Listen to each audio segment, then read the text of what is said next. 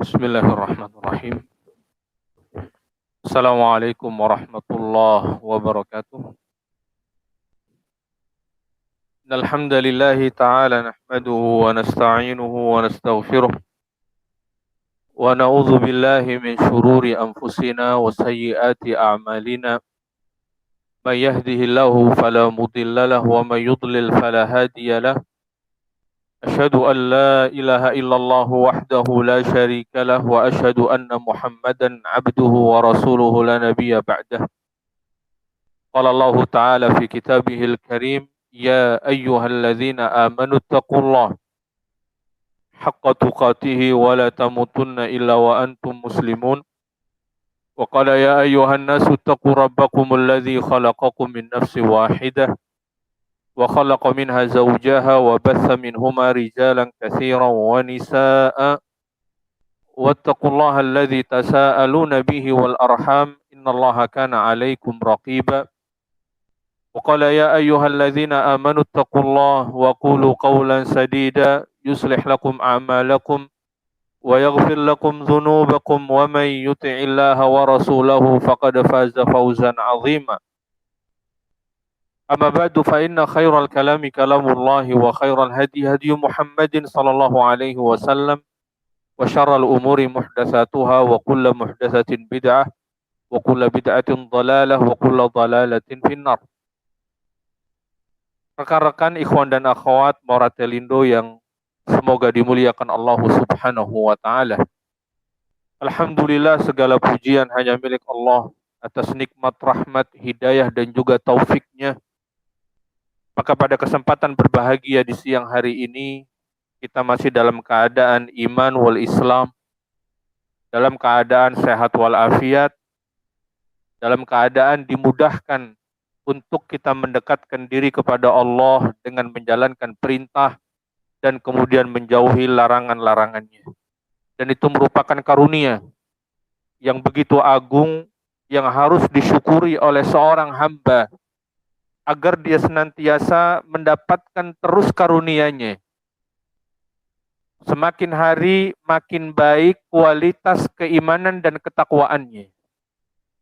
Sampai tadi disebutkan dalam muqaddimah Allah Ta'ala berfirman, wala tamutunna illa wa antum muslimun. Dan janganlah kalian mati kecuali dalam keadaan Islam. Tidak ada di antara kita yang aman bagaimana nasib kematian kita nanti di belakang. Gak ada yang tahu. Dan tidak ada jaminan apapun atas diri kita. Tidak sedikit di antara manusia yang di awal kehidupannya dia seorang mukmin yang taat bahkan. Akan tetapi di akhir hidupnya bahkan tidaklah sama sebagaimana di awal hidupnya. Tidak jarang justru dia mati di atas kekufuran. Mati di atas kemaksiatan. Mati dalam keadaan menyekutukan Allah Subhanahu wa ta'ala. Oleh karenanya para hadirin yang semoga dimuliakan Allah, maka janganlah salah seorang di antara kita merasa aman akan dirinya dari apa yang dia rasakan hari ini. Akan tetapi teruslah dia merasa khawatir, dengan itu dia terus memperbaiki dirinya. Meningkatkan kualitas keimanan dan ketakwaannya. Dan Allah tidak akan menyia-nyiakan usaha seorang hamba. Ketika dia terus berusaha untuk memperbaiki dirinya, Allah nggak akan sia-siakan itu. Salawat dan juga salam senantiasa tercurah bagi Nabi kita yang mulia salawatullahi wasallamuhu alaihi, beserta keluarga, sahabat, dan umatnya yang komitmen dengan sunnah beliau hingga kiamat kelak. Ikhwatal iman, ikhwan dan akhwat rahimani wa rahimakumullahu jami'an. Saat ini kita berada pada hari Kamis tanggal 21 Zulhijjah. Karena memang bulan ini pada tahun ini bertepatan antara kalender Zulhijjah dengan kalender Masehi. Artinya bahwa hari-hari yang utama Allah sebutkan ayyama ma'dudat, hari-hari yang berbilang, itu telah berlalu. Meskipun secara umum hari-hari di bulan Zulhijjah itu mulia.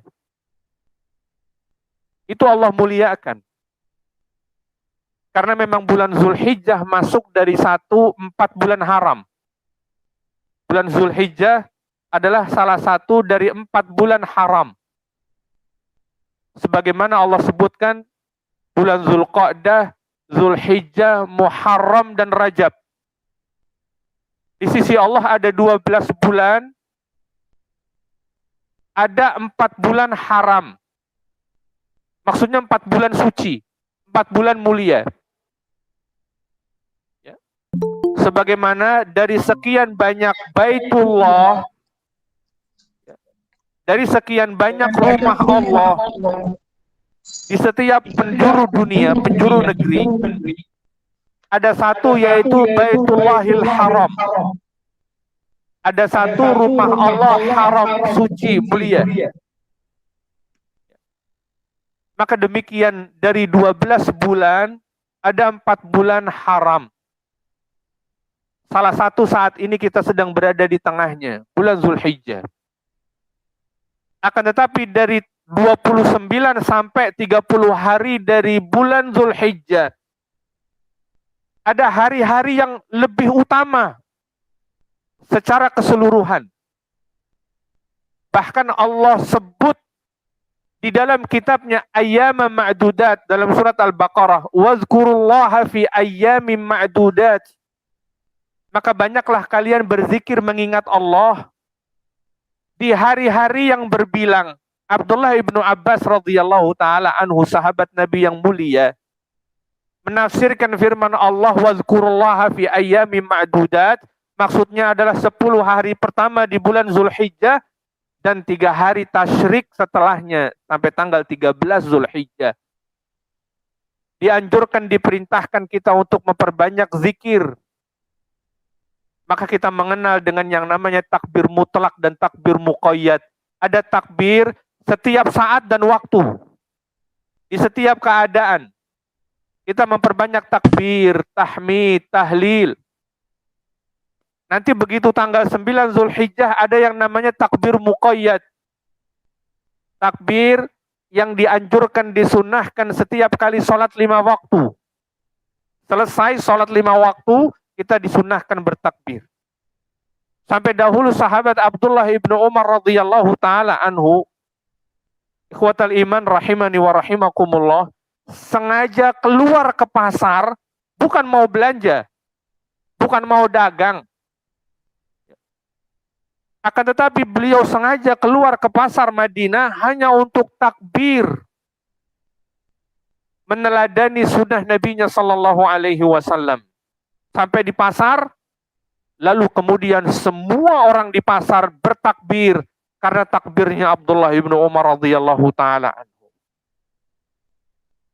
Yang memang sungguh begitu jauh ya kualitas kita dengan sahabat Rasulullah. Nggak tahu dah kemarin sempat takbiran nggak ya? Kayaknya sih sempat pas Idul Adhanya. Padahal dianjurkannya dari tanggal 1. Berakhir sampai tanggal 13. Padahal kesempatan dia untuk takbiran itu sangat banyak. Karena megang HP bisa kuat berjam-jam kok. Takbiran kan nggak diharuskan sekian jam, enggak. Yaitu salah satu bukti kelalaian kita para hadirin yang semoga dimuliakan Allah. Ustadz, hari-harinya juga sudah berlalu, nggak ada gunanya kita bahas. Enggak. Kita membahas dalam rangka untuk memperbaiki diri ke depan. Itu tujuannya. Kita membahasnya agar kita bisa memperbaiki diri ke depan. Karena memang mengevaluasi bagian dari ajaran Islam. Kita diperintahkan dalam Al-Quran untuk mengevaluasi. Dalam setiap apa yang kita kerjakan. Dan prinsip ini diadopsi oleh manusia untuk mereka menyelesaikan pekerjaan duniawinya. Makanya suatu pekerjaan kalau nggak ada evaluasinya, itu nggak lengkap. Evaluasi itu udah seolah-olah menjadi satu paket suatu pekerjaan. Pekerjaan proyek apa yang sedang kita kerjakan, maka setelah itu kita evaluasi untuk memperbaiki ke depan. Itu udah jadi satu paket, itu prinsip dalam kita melaksanakan suatu pekerjaan. Itu prinsipnya Allah sebutkan dalam Al-Quran. Allah Ta'ala berfirman, wal tandur nafsum ma qaddamat lighad. Maka hendaknya kalian melihat, memperhitungkan, ya, melihat, mengevaluasi apa yang akan dilakukan besok, apa yang akan dikerjakan esok hari. Maka demikian Umar radhiyallahu taala anhu mengatakan, hasibu anfusakum qabla an tuhasabu. Evaluasi, audit diri kalian sebelum kalian benar-benar diaudit sama Allah Subhanahu wa taala. Audit diri kalian, kata Umar radhiyallahu taala, sebelum kalian diaudit di hadapan Allah Subhanahu wa taala. Kalau kita mengaudit diri kita hari ini, maka kita punya kesempatan memperbaiki diri. Tapi kalau kita diaudit di hadapan Allah, Allah menutup kesempatan kita memperbaiki diri. Karena memang hari ini hari kita beramal. Memperbaiki dan beramal. Belum ada perhitungan. Kita belum dihitung sama Allah hari ini. Hari ini belum ada audit. Akan tetapi nanti pada hari ketika Allah membangkitkan kita di hadapannya, kita akan diaudit, maka hari itu adalah hari perhitungan. Tidak ada hari memperbaiki amalan. Tidak ada. Setelah dihitung, kita nggak diberi kesempatan kamu perbaiki amalannya. Enggak. Dihitung, dihisap, langsung divonis. Apakah termasuk min ahlil jannah ataukah termasuk min ahlin nar. Tapi kalau kita mengaudit hari ini, masih terbuka kesempatan kita memperbaiki diri. Oleh karenanya, ikhwatal iman rahimani wa rahimakumullahu jami'an. Mari sejenak kita duduk mengambil hikmah dan pelajaran dari apa yang Allah sebut ayyama ma'dudat, hari-hari berbilang yang telah lalu kemarin. Para hadirin, hakikatnya hari-hari berbilang yang sudah berlalu kemarin mengandung pesan dan hikmah tauhid kepada Allah Subhanahu wa taala. Mengandung pesan dan hikmah mentauhidkan, mengesahkan Allah Subhanahu wa taala. Bahkan boleh kita katakan hari-hari kita mentauhidkan Allah. Meskipun hari-hari yang lain juga kita harus mentauhidkan Allah. Tapi pada hari-hari tersebut terdapat pesan Allah yang begitu kuat.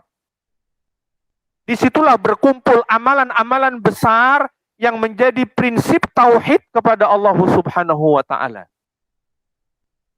Para hadirin ikhwan dan akhwat rahimani wa rahimakumullahu jami'an. Hal ini menjadi penting bagi kita, fokus perhatian kita. Wabil khusus kita kaum muslimin, masyarakat Indonesia. Wabil khusus kita kaum muslimin, masyarakat Indonesia. Yang mana di negeri kita, kesyirikan itu dianggap sebagai budaya yang patut dilestarikan. Lawan dari tauhid adalah syirik.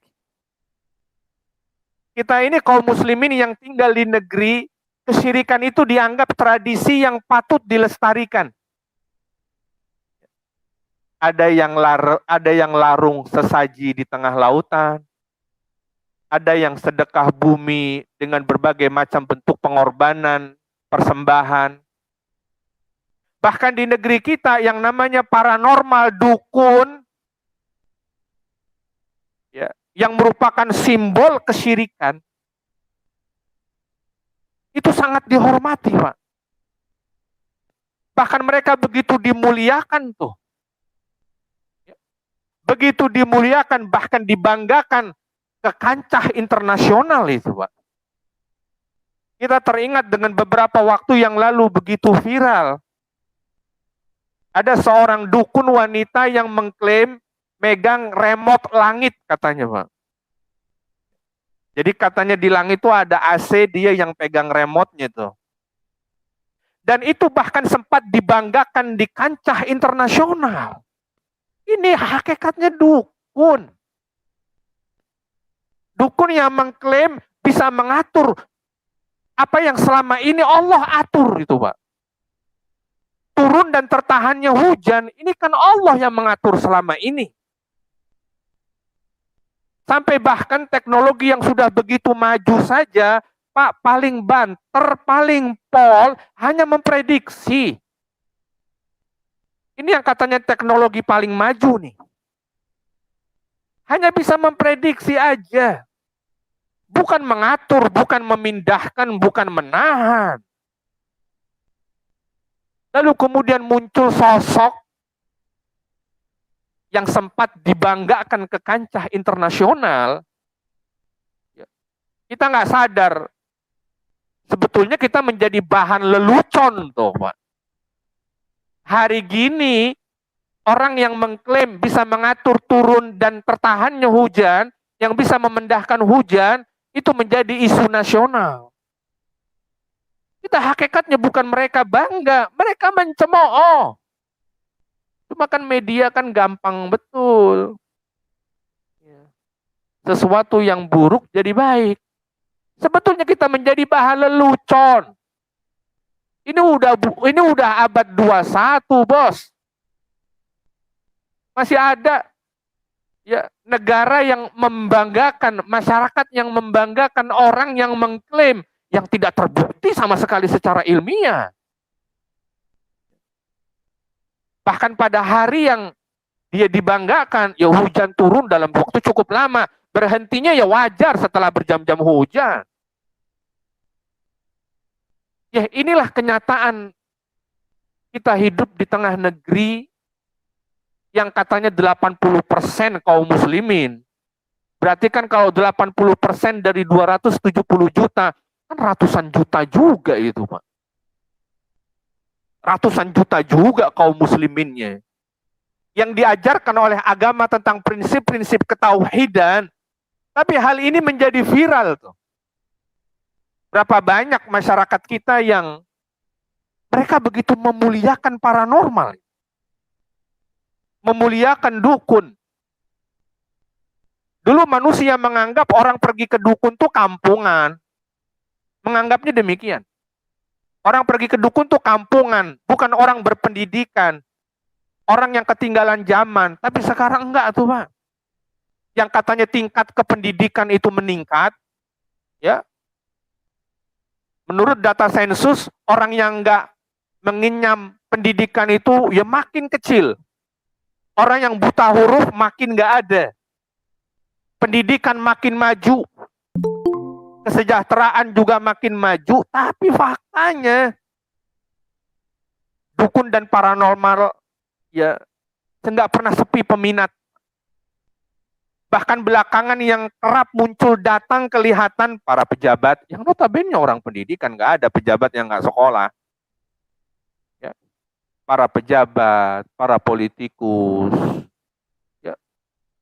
Bahkan ada profesor yang percaya orang bisa ngeluarin duit dari jubahnya itu, Pak. Ya.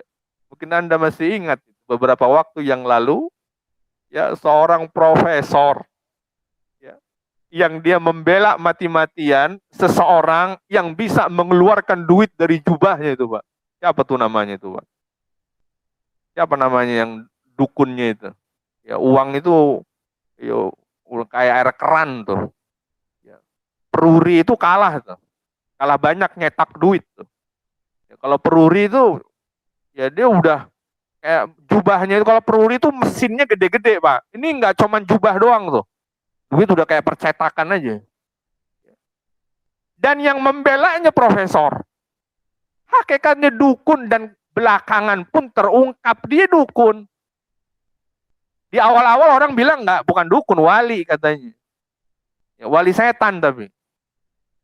Belakangan lah baru kemudian diakui dia sebagai dukun. Ini menunjukkan, menandakan kepada kita, inilah hakikat wajah kaum muslimin di negeri kita.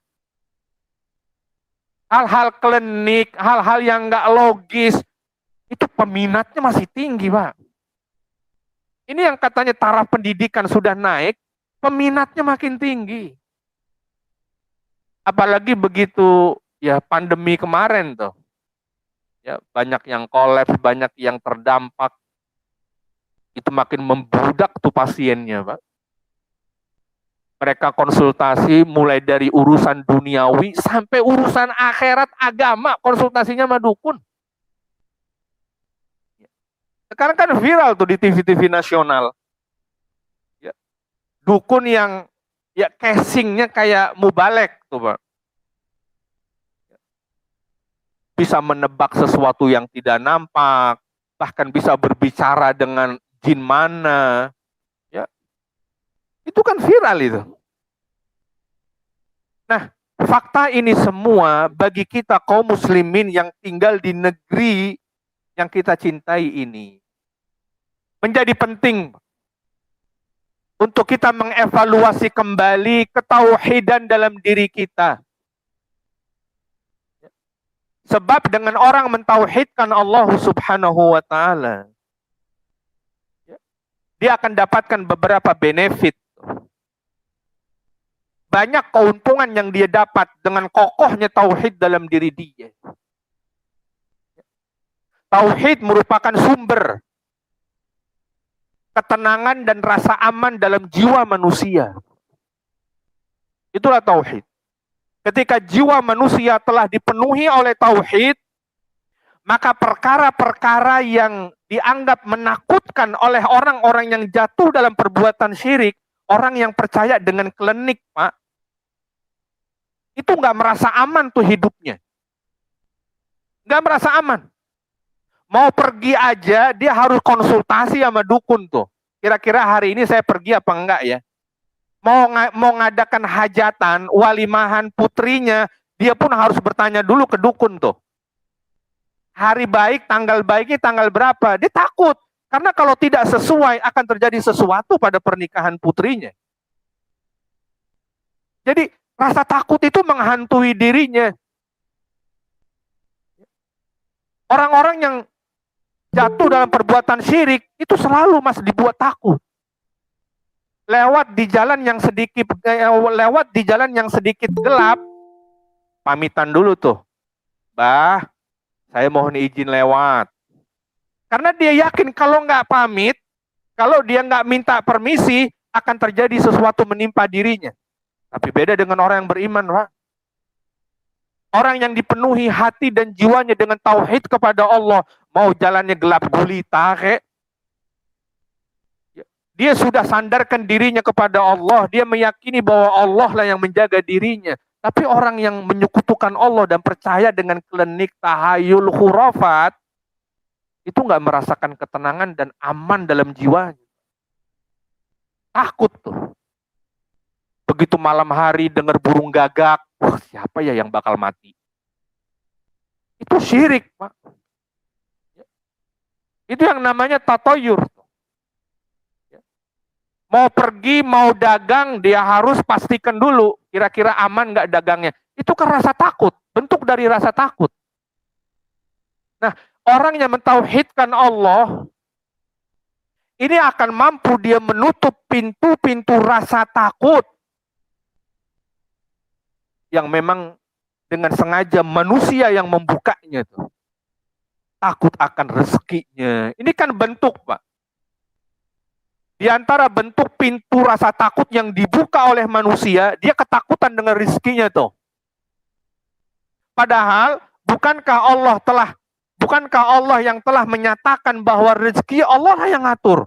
Dan setiap makhluk yang berjalan di atas muka bumi, mereka sudah dijamin rezekinya sama Allah. Orang yang mentauhidkan Allah nggak punya alasan untuk takut besok makan apa tuh. Allah Ta'ala, wa ma min dabatin fil ardi illa 'alallahi rizquha. Tidaklah sesuatu, Pak, yang berjalan, mau yang kecil sampai yang gede, mau yang tidak punya akal sampai yang berakal, semua udah dijamin sama Allah tuh. Ini manusia diberi akal yang begitu besar oleh Allah. Binatang yang tidak Allah beri akal, serangga kecil yang ada di jalan yang kadang kita injak itu, Pak, dia nggak pernah takut tuh akan rezekinya dari Allah.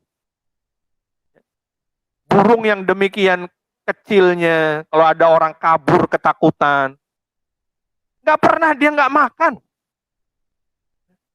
Apalagi manusia yang diberi fisik begitu sempurna oleh Allah, diberi akal yang begitu besar. Hanya kesyirikan yang menjadikan dia takut akan rezeki Allah Subhanahu wa ta'ala. Padahal semua sudah dijamin. Takut akan jiwanya, takut akan keselamatannya, takut akan hartanya, takut akan keluarganya. Kita bisa mengambil pelajaran dari bagaimana orang yang mentauhidkan Allah, Nabiullah Ibrahim alaihi salatu wassalam.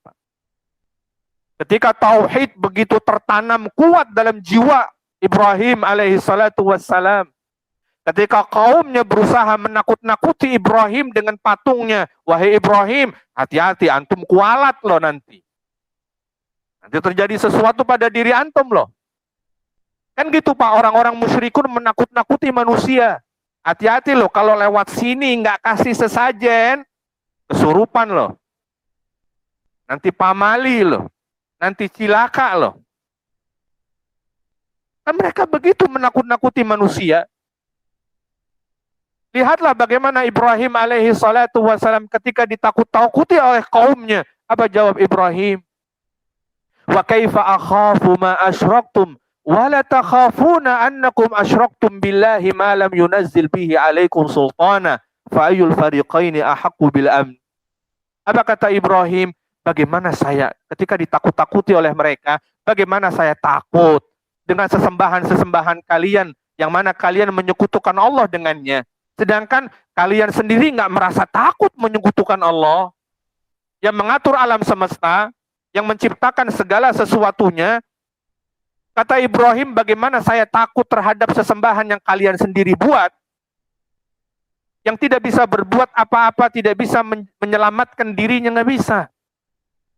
Sedangkan kalian menyekutukan Allah nggak ada takutnya sama sekali. Fa'yul fariqaini ahaqqu bil amn. Lalu dua kelompok tadi, mana yang paling berhak merasakan rasa aman? Tentulah Ibrahim alaihi salatu wassalam. Ketika dia mentauhidkan Allah, dia merasakan rasa aman. Nggak ada sesuatu yang dia takutkan menimpa dirinya. Nabi Hud alaihi salatu wassalam, ketika kaumnya juga berusaha menakut-nakuti Nabi Hud. Apa kata Nabi Hud alaihi salatu wassalam? Inni ushhidullah washhadu anni bari'um mimma tusyrikun. Washhadu anni bari'um mimma tusyrikun min dunihi faqiduni jami'an thumma la tunzirun. Apa kata Hud alaihi salatu wassalam ketika berusaha ditakut-takuti? Kata Nabi Hud, sesungguhnya aku bersaksi, ya, aku bersaksi kepada Allah, inni ushhidullah washhadu anni bari'um mimma tusyrikun, dan saksikanlah, kata Ibrahim, ya, dan saksikanlah bahwa aku berlepas diri dari apa yang kalian sekutukan Allah dengannya. Ya, faqidu min dunihi faqiduni jami'an. Ya, maka ayo, ada ancaman yang lain nggak, kata Nabi Hud? Ada nggak yang lebih ngeri dari ancaman kalian? Ayo sekarang keluarkan semua. Nggak usah ditunggu besok, kata Nabi Hud. Ditantang malah.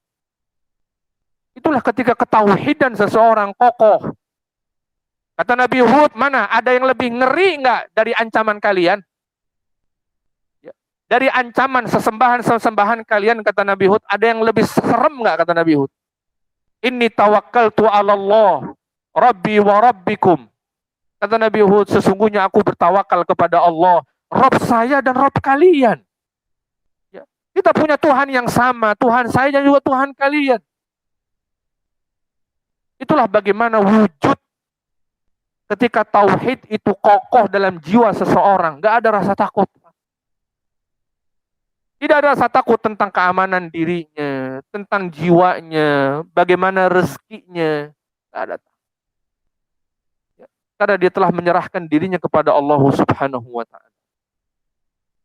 Nah, pada kesempatan berbahagia di siang hari ini, kita coba akan mengambil beberapa hikmah dari apa yang Allah sebutkan ayyam ma'dudat dalam kitabnya hari-hari berbilang yang sudah lalu kemarin.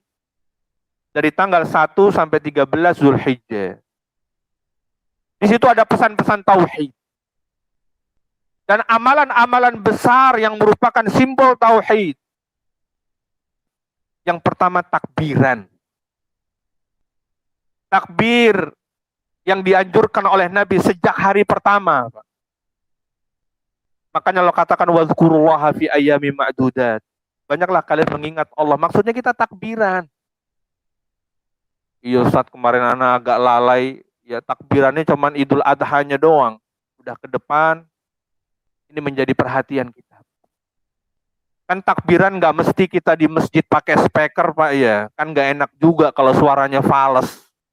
Jadi omongan banyak orang di kampung. Kan gak mesti gitu takbiran.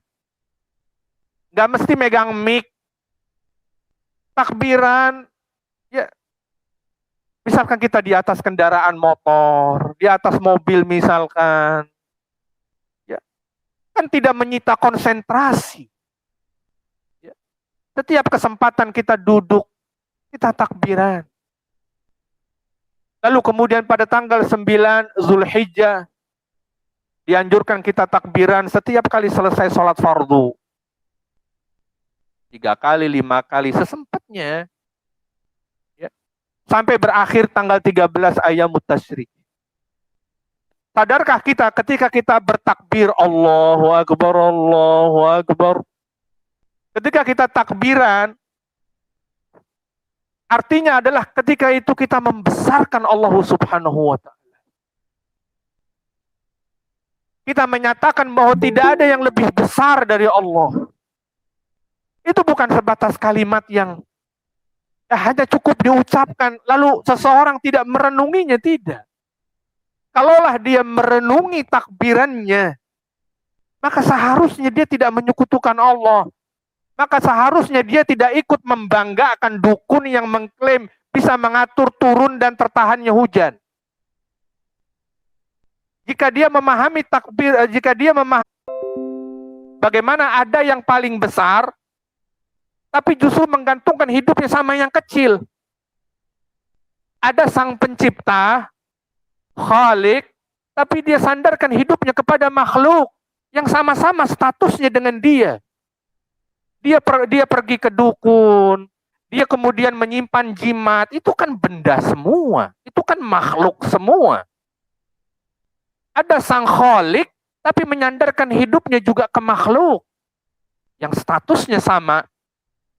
Bahkan terhadap benda-benda yang ya dia tidak berdaya kalau kita buang ke comberan tuh, Pak. Tidak sedikit kaum muslimin hari ini yang masih menyimpan jimat tuh, Pak. Pengasihan lah, penglaris, pelet, apapun lah variannya. Itu benda nggak berdaya kalau dibuang ke comberan, Pak. Bagaimana dia menyandarkan hidupnya kepada benda-benda itu? Dia begitu pede kalau bawa, pesimis kalau ketinggalan. Orang yang percaya sama jimat kan gitu, Pak.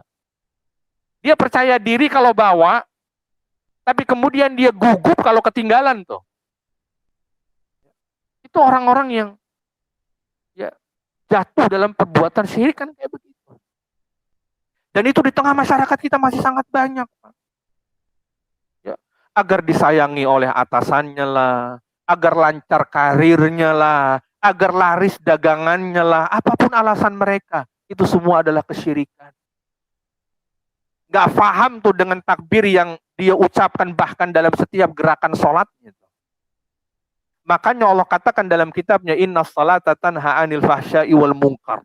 Sesungguhnya sholat itu bisa mencegah perbuatan keji dan mungkar bagi mereka yang paham dengan sholatnya, Pak. Bukan semua orang yang mengerjakan sholat, tapi bagi mereka yang memahami sholatnya dengan benar. Bagi mereka yang menjalankan sholatnya dengan benar. Bagi mereka yang lurus niatnya ketika sholat. Bukan semua orang yang sholat akan dijamin dijauhkan dari perbuatan keji dan mungkar tuh. Karena betapa banyak orang yang mengerjakan sholat pergi ke dukun juga. Orang mengerjakan sholat tapi dia mengamalkan ilmu kanuragan. Saya pernah ketemu dengan seseorang yang saya tidak tahu dia orang yang sholat. Dia nggak pernah sholat, Pak, dan nggak pernah saya lihat dia sholat. Lalu kemudian tiba-tiba dia menjadi orang yang rajin sholat 5 waktu dan selalu berjamaah. Alhamdulillah awalnya, mudah-mudahan memang itu awal hidayahnya, Pak. Kita husnuzon. Namun belakangan tiba-tiba sekian lama nggak kelihatan lagi si Fulan. Saya tanyakan, mana si Fulan? Kenapa nggak sholat lagi? Ya, enggak, dia ternyata ya kemarin itu sedang mengamalkan ilmu kanuragan. Ya. Mungkin dia nggak sadar, dia berpikirnya ilmu putih. Karena syarat si dukun, dia nggak boleh ninggali sholat 5 waktu di masjid. Untuk bisa menguasai ilmu kanuragan. Ya, karena dia udah kesurupan, katanya nggak kuat, akhirnya dia meninggalkan ilmu itu dan nggak sholat lagi sekarang. Dia tidak sadar bahwa sholatnya selama ini dia lakukan bukan lillah, tapi untuk apa? Li kanuragan. Seperti itu tuh tipu daya syaitan, seolah-olah dia sedang mengerjakan ilmu putih. Karena ibadah, nggak boleh nggak ngaji Quran katanya. Nggak boleh ninggalin sholat 5 waktu. Tapi sholat dan ngajinya bukan lillah. Tapi sholat dan ngajinya li kanuragan. Itulah bagaimana syaitan menjebak seseorang jatuh dalam lubang kesyirikan. Artinya kalau orang sholatnya benar, paham dengan sholatnya, ya benar pengerjaannya, lurus niatnya, maka pasti dia akan dihindarkan oleh Allah perbuatan keji dan mungkar. Dan syirik adalah kemungkaran yang paling mungkar. Ya. Dia itu adalah dosa yang paling papan atas tuh. Nomor 1 kesyirikan. Kalau saja kemungkaran yang paling mungkar dia tidak mampu mencegah dirinya, itu kan artinya dia nggak paham itu sholat. Dia hanya sebatas menggugurkan kewajiban. Nggak kebayang, Pak, kalau kemungkaran yang paling mungkar dia tidak bisa dihindari, bagaimana dengan kemungkaran yang kecil-kecil? Bagaimana dengan kemungkaran yang lembut-lembut? Ini dengan kemungkaran yang paling mungkar, dia tidak cukup terlindungi dengan sholatnya. Artinya dia nggak benar tuh ngajarin sholatnya. Karena Allah sudah katakan, sholat itu bisa mencegah perbuatan keji dan mungkar. Kalau ternyata sholatnya tidak mampu mencegah dirinya, yang salah bukan sholatnya, yang masalah bukan sholatnya, yang masalah cara dia mengerjakannya. Yang salah itu apa? Yang salah itu niatnya. Yang salah dia tidak memahami sholatnya. Bahkan tidak paham dengan takbir yang dia ucapkan setiap kali gerakan. Kalau sudah mengatakan takbir, artinya dia membesarkan Allah. Tidak ada yang lebih besar dari Allah. Hanya Allah lah kemudian yang hanya patut layak untuk diibadahi. Adapun yang lainnya lemah, yang lainnya pun bergantung kepada Allah. Bagaimana kita menggantungkan diri kepada mereka? Mereka saja bergantung kepada Allah. Kita lihat bagaimana sebagian manusia mengkultuskan sebagian lainnya. Bahkan belum mati sudah dikultuskan. Mohon maaf, ada yang sampai berkeyakinan dialah nanti yang membukakan pintu surga untuknya. Keberkahan darinya lah yang akan menolong dirinya di hadapan Allah. Waliyahzubillah. Gak boleh kita mengkultuskan makhluk, gak boleh kita mengkultuskan manusia. Nabi Shallallahu Alaihi Wasallam, Pak Nabi, dengan segala keutamaannya, dengan segala kelebihannya, Nabi nggak suka manusia berlebihan memperlakukan beliau, memuji beliau. Kata Nabi SAW, la tutruni kama atratin nasara Isa bin Maryam. Jangan kalian puji-puji aku seperti orang-orang Nasrani memuji Isa ibn Maryam. Saya nggak suka dipuji-puji, kata Rasulullah. Itu Nabi, Pak, dengan segala kelebihannya. Lalu ada muncul beberapa manusia yang dia ingin manusia mengkultuskan dirinya, manusia mengeluh-elukan dirinya, manusia yang memuja-muja dirinya. Hari ini banyak bermunculan. Hari ini banyak bermunculan. Manusia yang mengajak manusia untuk mengkultuskan dirinya. Kasihan lihatnya. Sampai terkadang, mohon maaf, nggak cukup cium tangan atasnya doang tuh, bolak-balik. Bekas air minumnya berebutan. Ya kalau bekas air minumnya Nabi SAW jelas, Pak. Ini kan kita sama-sama manusia yang kita belum tahu nasib kita tuh seperti apa. Ya, yang dijamin tuh cuma satu, Nabi SAW. Selainnya nggak ada jaminan. Kita semua di sini sama-sama sedang berusaha. Saya, Anda semua ini sedang berusaha. Bagaimana diri kita kelak nanti selamat di hadapan Allah. Karena tidak ada satupun di antara kita yang mendapatkan jaminan. Jaminan hanya Nabi seorang. Selainnya, mau keturunannya kayak, yang mengalir darahnya di tubuhnya kayak, nggak ada jaminan maksum. Yang maksum hanya Rasulullah seorang. Bahkan anak keturunannya tidak ada yang maksum. Darah dagingnya langsung Fatimah bintu Rasulullah SAW yang mengalir langsung darahnya Nabi dalam tubuhnya. Apa kata Nabi SAW kepada Fatimah? Ya Fatimah, salini mimmali haitsu syi'ti. Fa inni la ughni anki minallahi syai'a. Apa kata Nabi SAW? Wahai Fatimah, sekarang kamu kalau mau minta harta saya sekarang, kata Nabi. Karena nanti di hadapan Allah, saya nggak bisa menolongmu, wahai Fatimah. Ini Nabi sama putrinya langsung, Pak. Bukan sama cucu yang udah 1000 kali. Bukan dengan cucu yang ke-1000, bukan. Dengan putrinya langsung. Kata Nabi SAW, Lau anna Fatimah sarakat laqata'tu yadaha. Kata Nabi SAW, kalaulah seandainya Fatimah mencuri, itu bukan kebal hukum, Pak. Kata Nabi, saya yang akan potong tangannya. Kalau seandainya Fatimah mencuri. Tidak ada yang kebal hukum. Tidak ada yang masum kecuali Nabi SAW. Kita semua hakikatnya sedang sama-sama berjuang. Menyelamatkan diri kita masing-masing. Karena tidak ada yang akan mendampingi kita membela layaknya kita di pengadilan dengan pengacara, Pak. Jangan kita bayangkan pengadilan akhirat seperti pengadilan dunia yang boleh didampingi oleh pengacara. Tergantung kalau dia kuat budgetnya, ya dia pengacaranya yang top. Ya, Hotman Paris gitu kan. Ya. Kalau duitnya yang pas-pasan, ya dia ke lembaga bantuan hukum yang dipastikan kalah tuh, Pak. Ya gimana? Ya kadang ya pengacaranya mahasiswa semester 8 yang belum dapat sertifikat. Ya namanya lembaga bantuan hukum itu nggak bisa ya minta yang top. Ya dikasih yang mahasiswa. Yang ya 80% bahkan 90% kalah gitu. Ya kalau punya duit bisa bayar puluhan miliar ya insya Allah kemungkinan besarnya menang. Jangan gambarkan kita akhirat seperti pengadilan dunia kita didampingi pengacara. Enggak, kita nanti akan didirikan seorang diri. Akan dibungkam mulut kita untuk membela. Allah buka setiap anggota tubuh kita untuk bicara. Dan mereka nggak bisa disuap, Pak. Mau nyuap pakai apaan hari itu? Nggak ada duit hari itu, nggak ada harta, nggak bisa disuap tangan untuk tidak bicara.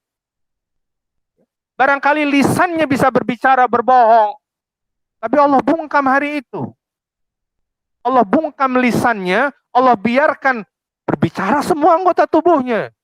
Apa yang dia ambil, apa yang dia beri, kakinya melangkah kemana, matanya untuk lihat apa, semua berbicara.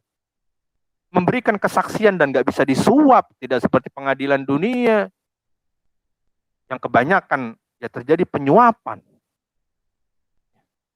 Oleh karenanya para hadirin yang semoga dimuliakan oleh Allah, itulah tadi dari kalimat takbir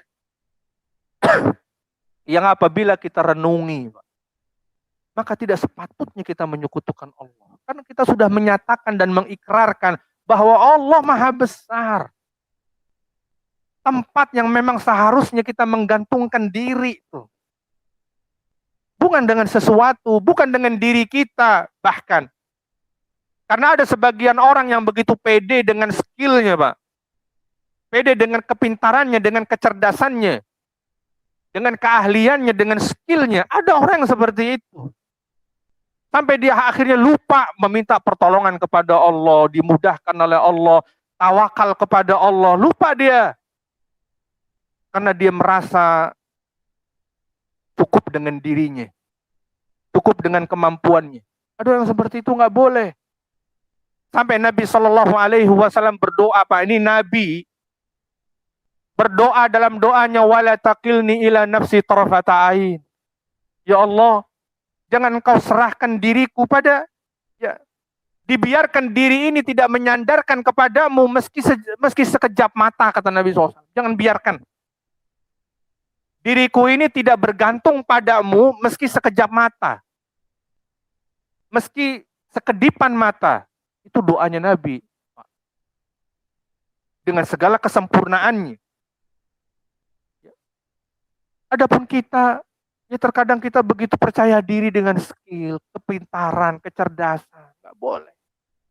Tetap kita harus menggantungkan diri kepada Allah. Tetap kita minta sama Allah meskipun kita mampu. Itulah nasihat Nabi kepada Abdullah ibnu Abbas. Wa idza sa'alta fas'alillah. Wahai Ibnu Abbas, kalau kamu minta, mintanya sama Allah. Jangan minta kepada manusia. Sebab manusia yang meminta kepada manusia, dia akan kecewa. Yang kedua, dia akan hina. Karena meminta, hakikatnya hina. Meminta, hakikatnya hina. Diberi, apalagi nggak diberi tuh. Dia minta sama orang diberi, apalagi nggak diberi, itu tetap hina. Makanya Nabi mengajarkan Abdullah ibnu Abbas, idza sa'alta fas'alillah, kalau kamu pengen minta, mintanya sama Allah, jangan minta sama manusia. Dulu Nabi SAW membaiat para sahabat, Pak. Membaiat para sahabat untuk apa? Tidak minta-minta. Untuk apa tidak minta-minta sama manusia? Ini kan enggak, orang sekarang tuh seolah-olah minta bukan aib. Selamanya Pak yang namanya minta itu memalukan, itu menghinakan. Sudah, kalau kita tidak bisa mendapatkannya, mintalah sama Allah, dia tidak akan hina. Kalau dia minta sama Allah, dia nggak akan hina. Permintaannya Allah akan simpan menjadi tabungan buatnya. Yang akan dia rasakan manfaatnya jauh lebih besar dari apa yang kalau dia dapat di dunia. Tabungan akhirat aman, Pak. Nggak kayak tabungan dunia. Ya. Dibobol sama hacker lah, dirampok lah, kebakaran lah. Itu tabungan dunia. Tabungan akhirat, siapa yang bisa nyentuhnya? Nggak ada yang bisa menyentuh tabungan akhirat. Jadi kalau mau nabung, Pak, ya, kalau mau menitipkan, maka dititipkanlah ke langit. Ditabunglah di langit. Aman dari kebakaran. Aman dari perampok maling. Aman, Pak. Aman dari pembobolan. Itu kalau kita simpan di langit. Dan kita akan kembali mendapatkannya. Gak bakal hilang simpanan itu. Adapun simpanan yang kita tumpuk di dunia, bisa kita nikmati, bisa tidak. Terkadang uang yang udah di dompet aja belum jaminan kita belanjain. Entahkah kecopetan, entahkah dibegal. Ini uang yang udah di dompet. Itu yang pertama, takbir. Kemudian yang kedua, ya, yaitu menyembelih hewan kurban. Ini merupakan bentuk ketauhidan yang paling nyata ketika seseorang menumpahkan darah hewan hanya untuk Allah Subhanahu wa taala semata. Menumpahkan darah hewan hanya untuk Allah semata. Sebab ketika seseorang menumpahkan darah hewan bukan untuk Allah, dia telah jatuh dalam perbuatan syirik yang paling nyata. Seperti sebagian saudara-saudara kita kaum muslimin, kita tidak berbicara tentang umat agama lain, Pak. Kita berbicara tentang saudara kita kaum muslimin. Kalau umat agama lain dengan kepercayaannya, ya silahkan, kita nggak perlu bahas. Memang udah seperti itu keyakinannya.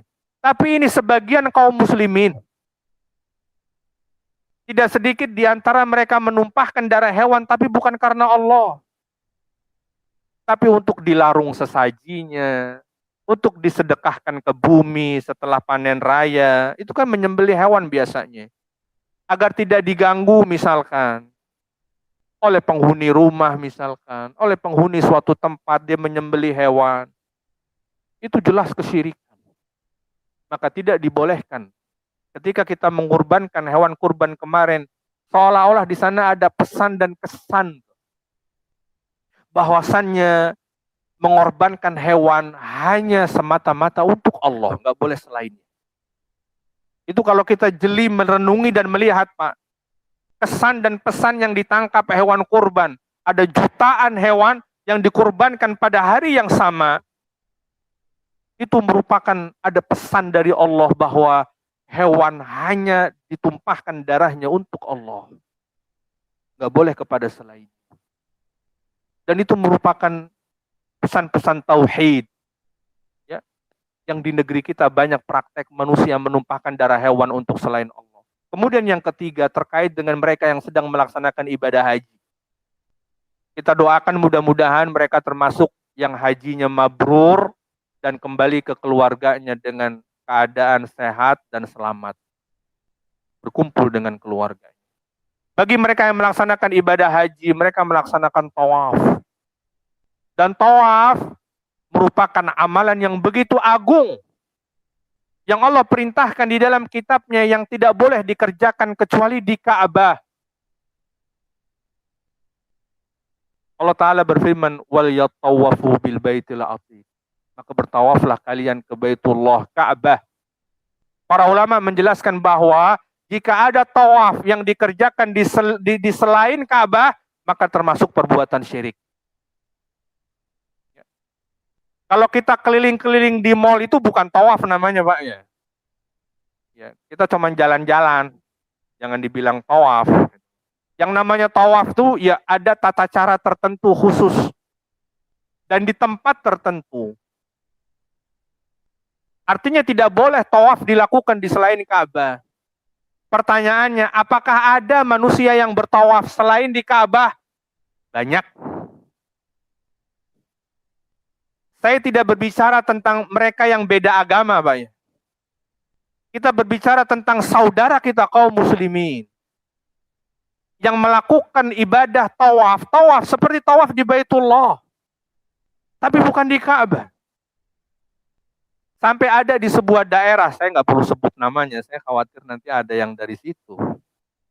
Ada di sebuah daerah, Pak, di mana mereka melaksanakan ibadah tawaf. Ya. Ini di negeri kita, di seberang sono. Di mana saat di sono pokoknya. Dia itu mereka melakukan seperti tawaf, mereka mendaki gunung dulu tuh, Pak. Mendaki gunung, di atas gunung itu ada sebuah batu besar yang dikeramatkan, lalu mereka kemudian di situ tawaf. Nanti tuh sepulang dari tempat itu, meskipun belum ke tanah suci, ntar dipanggilnya Pak Haji itu. Pak Haji, Bu Haja. Melaksanakan tawaf di selain Ka'bah. Dan itu ada sampai hari ini. Belum lagi mereka yang tawaf di makam-makam keramat. Tawaf di makam keramat. Itu syirik. Dan seharusnya kita ya terganggu, Pak. Karena hakikatnya itu penistaan terhadap agama. Agama ini menetapkan bahwa tawaf hanya di Ka'bah, tapi dia tawaf di selain Ka'bah. Ini bentuk penistaan. Dan seharusnya kita murka tuh dengan itu. Ketika Allah Subhanahu wa taala disekutukan. Jadi bukan hanya ketika Nabi dinistakan kita kemudian gahar, kita kemudian marah. Namun ketika Allah dinistakan, ya terkadang dia bisa toleransi sama orang. Nggak boleh seperti itu. Apa bentuk Allah dinistakan? Ketika Allah disekutukan, itu udah bentuk penistaan. Karena ketika Allah menyekutukan, ketika seseorang menyekutukan Allah dengan sesuatu benda, itu artinya menyekutukan Allah dengan benda. Menganggap seolah-olah Allah sama dengan benda. Ini kan penistaan dan penghinaan. Perbuatan syirik hakikatnya adalah bentuk penistaan kepada Allah. Bukan dilestarikan. Bukan dianggap sebagai kearifan lokal. Di kita ini kan praktek syirik dianggap arif. Apa sih Pak arti arif? Arti arif apa Pak? Hah? Apa arti arif? Ini bahasa Indonesia, saya nggak nanya bahasa Arab loh. Apa arti arif? Bijaksana. Paman di negeri kita kesyirikan dibilang bijaksana Pak. Yang Allah sebut kemungkaran yang paling mungkar, kemungkaran yang nggak bakal diampuni sama Allah. Ini seolah-olah kayak kita nggak bakal mati aja. Kita semua bakal mati. Kita semua akan kembali kepada Allah dan akan dihadapkan di hadapan Allah satu persatu. Praktek kesyirikan dibilang bijaksana. Kita bukan orang yang anti dengan budaya, Pak. Berapa banyak budaya di tanah air kita itu yang luar biasa manfaatnya. Ya. Untuk mempererat hubungan antar mereka. Yang mana budaya itu tidak ada di negeri-negeri lain. Nggak ada di negeri lain. Kita bukan orang yang anti dengan budaya. Kita hanya katakan kita sebagai seorang muslim yang punya prinsip dalam agamanya, kita anti dengan bentuk penistaan terhadap Allah. Dan bentuk penistaan itu adalah kesyirikan. Anti itu kita. Dulu Pak, orang-orang Arab, ini jelas menyekutukan Allah. Ketika ada orang yang ingin membuat tandingan Ka'bah, itu marah Pak. Ini memang masalah nih. Kalau ada orang menyekutukan Allah, kita marah aja enggak, ini masalah memang. Kita nggak dituntut untuk ngobrak-ngabrik, Pak. Cukup kita ingkari tuh. Tidak sanggup kita ingkari dengan lisan. Tidak sanggup kita ingkari dengan kekuatan. Maka minimal ingkarilah dengan hati, murka, marah, kek. Ini lihat perbuatan syirik, nggak marah, malah ikut mendukung, waliyadzubillah. Gimana agamanya? Orang-orang musyrikun Arab dulu, ketika Raja Abraha. Raja Abraha yang dulu ceritanya gimana tuh Pak? Pernah dengar nggak tuh Pak Raja Abraha?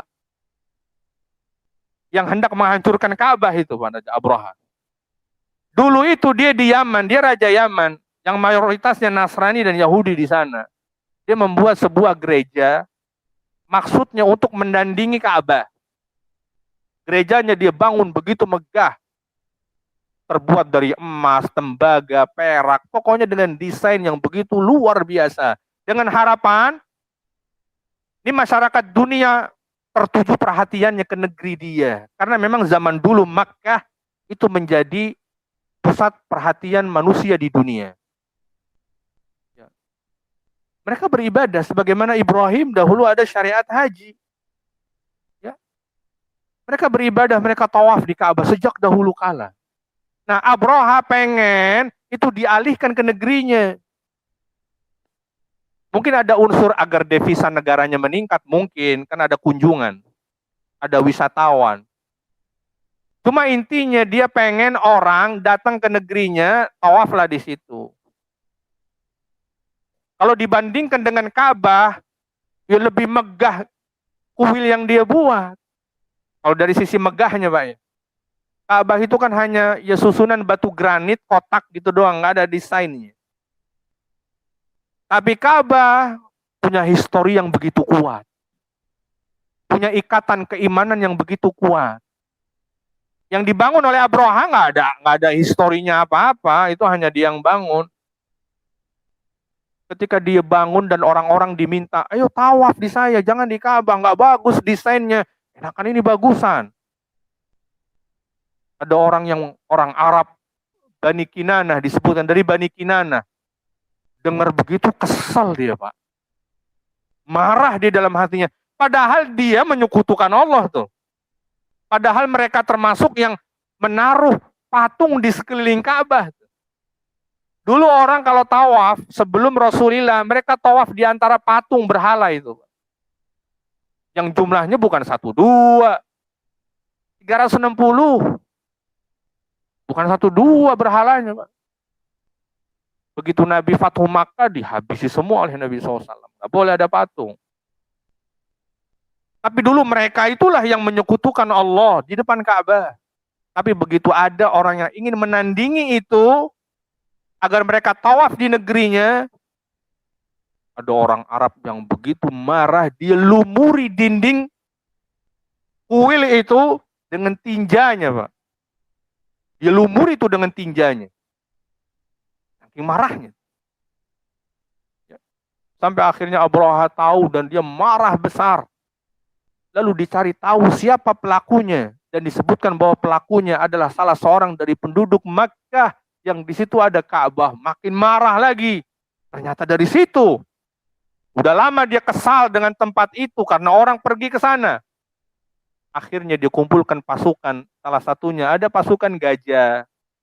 Memerintahkan agar Ka'bah diratakan dengan tanah. Begitu pula dengan penduduknya. Ya. Dan kita tahu kisahnya seperti dalam surat Al-Fil. Alam taro kaifa fa'ala rabbuka bi ashab. Agar apa? Dia mendapatkan ketenangan. Merasakan rasa aman. Ya. Dan tentunya diselamatkan oleh Allah Subhanahu wa taala. Mereka yang tidak menyekutukan Allah Subhanahu wa taala. Sebab orang yang menyekutukan Allah, Allah haramkan surga dan halal baginya neraka. Itu barangkali mudah-mudahan kita bisa mengambil pelajaran dan hikmah. Lebih kurangnya mohon maaf. Sallallahu ala nabiyina Muhammadin wa ala alihi wa sahbihi wa barik wasallam. Jika ada pertanyaan barangkali silahkan. Jika masih ada waktu.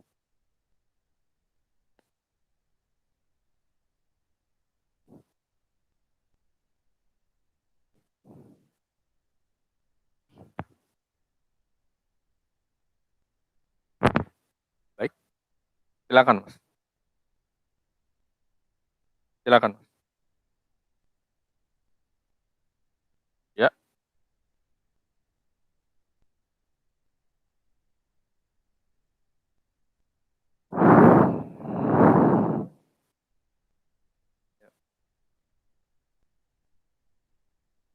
Betul.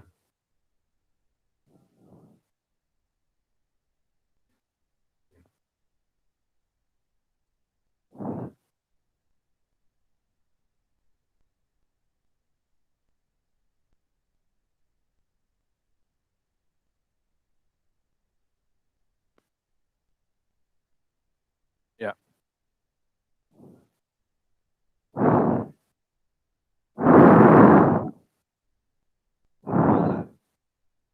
Ya.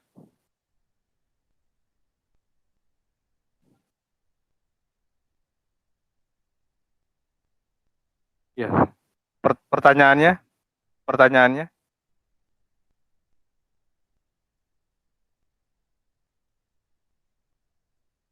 Ya. Ya. Baik. Ada satu pertanyaan terkait dengan syafaat. Artinya bahwa bahwa Allah Subhanahu wa taala memberikan peluang, izin ya seseorang memberikan syafaat kepada orang lain. Artinya tadi yang saya sampaikan korelasinya, pada dasarnya manusia akan mempertanggungjawabkan dirinya masing-masing. Pada dasarnya tuh. Karena dia akan dihadapkan di pengadilan Allah berdiri seorang diri. Ya, mempertanggungjawabkan setiap perbuatannya. Tidak ada yang menolongnya. Tentu berbicara tentang syafaat, ini bab lainnya. Tapi pada asalnya dia seorang diri, dia akan mempertanggungkan dirinya. Kita pernah dengar hadis Nabi SAW ketika manusia dikumpulkan di padang mahsyar. Berbondong-bondong manusia pergi ke Nabi Adam alaihi salatu wassalam. Mereka berkata, wahai Adam, engkau adalah makhluk, engkau adalah manusia pertama yang Allah ciptakan. Allah ciptakan dengan tangannya sendiri. Allah ciptakan dengan berbagai keutamaan yang dimiliki Adam. Mereka datang ingin minta syafaatnya Adam. Apa kata Adam alaihi salatu wassalam? Nafsi, nafsi kata Adam. Masing-masing, masing-masing. Saya juga dulu pernah berbuat kesalahan kata Adam. Allah melarang saya memakan buah terlarang, tapi saya makan. Kata Adam, dan saya takut hari ini Allah sedang marah. Ya, yang mana belum marah sebelumnya seperti hari ini.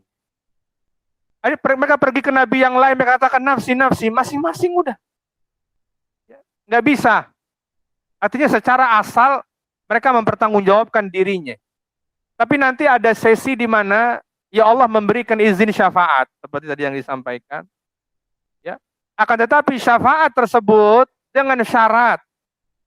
Orang yang memberinya memenuhi syarat dan Allah izinkan.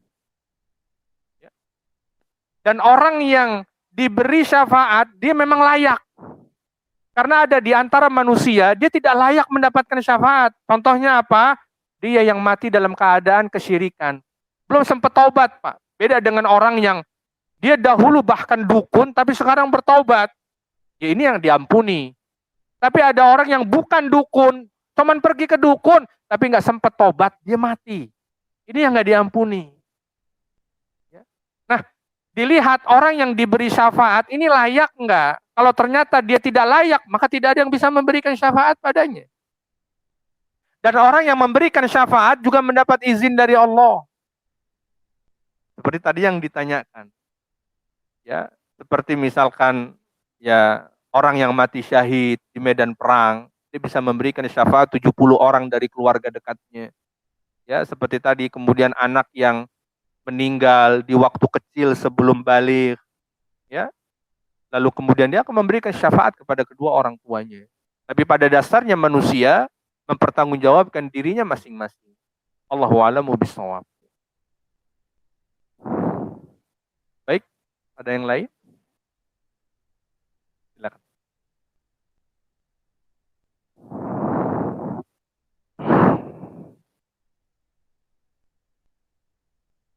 Ya. Ya.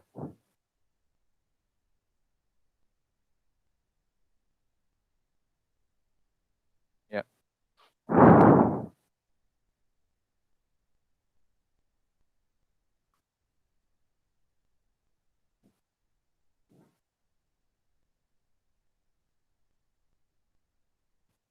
Pertama, itu tergantung Pak ya. Mungkin agar bisa disimak pertanyaan yang online. Ada pertanyaan, apakah kemarin ketika penetapan titik nol di ibu kota baru dengan mengumpulkan air dan tanah dari berbagai negeri, itu termasuk perbuatan syirik? Tergantung Pak. Tergantungnya apa? Ya tergantung kepada niatnya.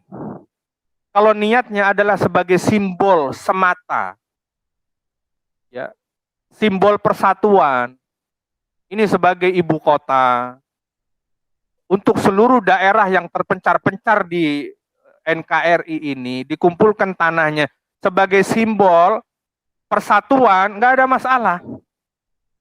Dengan catatan kalau itu ya. Tapi jika selain itu, misalkan supaya berkah, supaya ini, itu, tanah ini mengandung petua ini, jelas itu kesyirikan. Saya bukan dalam rangka menghukumi apa yang dilakukan kemarin Pak ya, kita kan nggak tahu niatnya. Saya tidak bisa memastikan apa niatnya. Saya hanya ingin membahas secara umum, global, Jika maksudnya tadi hanya sebatas persatuan, hanya simbol, nggak ada masalah. Hanya jika itu. Tapi jika ada maksud lain, itu pasal lain. Allahu a'lamu bishawab. Baik, ada yang lain? Sudah masuk waktu atau gimana, Pak? Sudah cukup? Baik, kita cukupkan sampai di sini. Kita tutup. Subhanakallah bihamdika. Asyhadu an la ilaha illa anta astaghfiruka wa atubu ilaik. Assalamualaikum warahmatullahi wabarakatuh.